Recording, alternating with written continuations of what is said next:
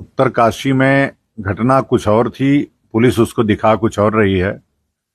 घटना ये थी कि वहां एक मस्जिद बन रही है जो काशी विश्वनाथ मंदिर के ऊपर ही बन रही है।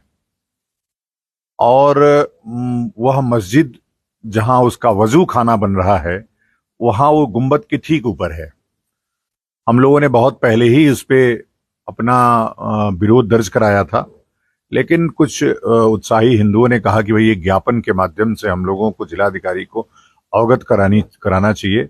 वो ज्ञापन देने जा रहे थे और ज्ञापन देने जाते समय इस ऊपर से मुसलमानों ने पत्थर फेंक दिया और पत्थर कुछ लोगों पुलिस वालों को लग गया, कुछ हमारे लोगों को भी लग गया। और उसके बाद पुलिस ने ऐसी लाठियां भाजी हैं कि लगभग 30 लोग बुरी तरह घायल हो गए और अभी लगभग 50-60 लड़के टिहरी जेल में हैं और लगातार अभी भी संगीन मुकदमे दर्ज हो रहे हैं। पुलिस के ऊपर हमले के मुकदमे दर्ज हो रहे हैं और यह घोर आपत्तिजनक है कि सरकार हिंदूवादी है। एक भी मुसलमान धामी सरकार के बनाने में उसका योगदान नहीं है, लेकिन अभी उनको बचाने के लिए उनकी पुलिस क्यों आगे आ रही है? मस्जिद क्यों बचाई जा रही है? अगर यहाँ पे भूमि एक्ट है जैसा कि धामी जी कह रहे हैं, तो मस्जिद और उतनी बड़ी मस्जिद कैसे बन रही है? लगातार पूरे रुद्रप्रयाग से लेकर के कर्णप्रयाग तक 30 मस्जिदें अचानक कहां से खड़ी हो गई? पूरे टिहरी उत्तरकाशी में इतनी सारी मस्जिदें कहां से आ गई? इतने सारे आपको पता है पिछली बार हमने एक पत्र दिया था मुख्यमंत्री को, उसके बाद वेरिफिकेशन ड्राइव चला था, लेकिन उस ड्राइव के बाद भी एक भी रोहिंग्या मुसलमान वापस क्यों नहीं गए? और उस पे सरकार क्या कर रही है? रोहिंग्या मुसलमानों पर श्वेत पत्र क्यों नहीं जारी कर रही कि अभी कितने रोहिंग्या मुसलमान उत्तराखंड में हैं? मैं उस भयावहता से उत्तराखंड की जनता को अवगत करा रहा हूं कि उत्तराखंड 1990 के पहले का कश्मीर बन रहा है।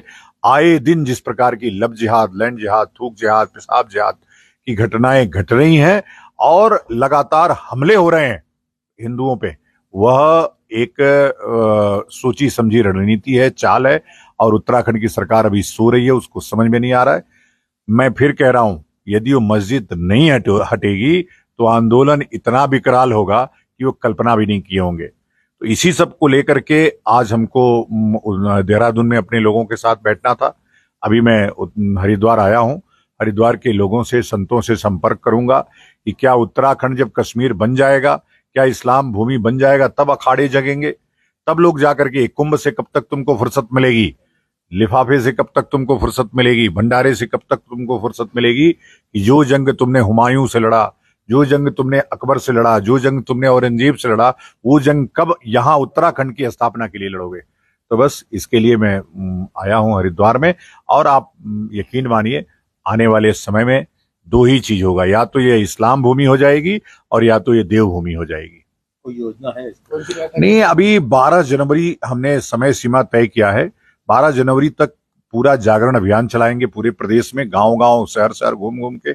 और यदि 12 जनवरी तक सरकार, जो हमने उनको टारगेट दिया था पिछली बार भी, कि हिमालय रहने की जगह नहीं है, हिमालय एक मंदिर है, हिमालय हमारा देवालय है और उसमें गैर हिंदुओं का प्रवेश वर्जित रहेगा। और ये कानून 1915 से चल रहा है हरिद्वार में, ऋषिकेश में, उसका हम विस्तार मांग रहे हैं कि अगर हिमालय बचाना है और उसका देवत्व बचाना है तो आपको ये कानून, कड़ा कानून लाना पड़ेगा, उसमें गैर हिंदुओं का प्रवेश वर्जित करना पड़ेगा, नहीं तो उत्तराखंड इस्लाम भूमि हो जाएगी। 12 तारीख के बाद एक बड़ा आंदोलन हम करेंगे और लगभग लाखों लोग आकर के देहरादून के सचिवालय को घेरने का काम करेंगे। और भाई मैं तो इतना लंबा समय दे रहा हूं उनको, इसमें ड्राफ्टिंग हो जाए, इसमें उसकी तैयारी हो जाए। और कोई एक अनोखा केस नहीं है। मक्का में हिंदू नहीं जा सकता, मदीना में हिंदू नहीं जा सकता, और हमारे तिरुपति में भी मुस्लिम नहीं जा सकता। हम भी उनके मस्जिदों में नहीं जाते। अगर हम उनके मस्जिदों में नहीं जाते तो पूरा देवात्मा हिमालय हमारा मंदिर है, उसमें हम किसी गैर हिंदू को, हम केवल मुस्लिम नहीं, हम किसी भी गैर हिंदू को, किसी मांस भक्षक को उसमें अलाउ नहीं करेंगे। कोई मीटिंग आप करने जा रहे हैं? कौन सा संगठन है जिसकी? नहीं, मैं तो सब जानते ही हैं, मैं काली सेना का प्रमुख हूं। काली सेना, अब वही तो बोला, मैं अभी पूरे जनवरी तक, 12 जनवरी तक लगातार जागरण यात्राएं करूंगा उत्तराखंड में और लोगों को जगाऊंगा। और फिर 12 जनवरी के बाद देहरादून का जो सचिवालय है उसको घेरने का काम कर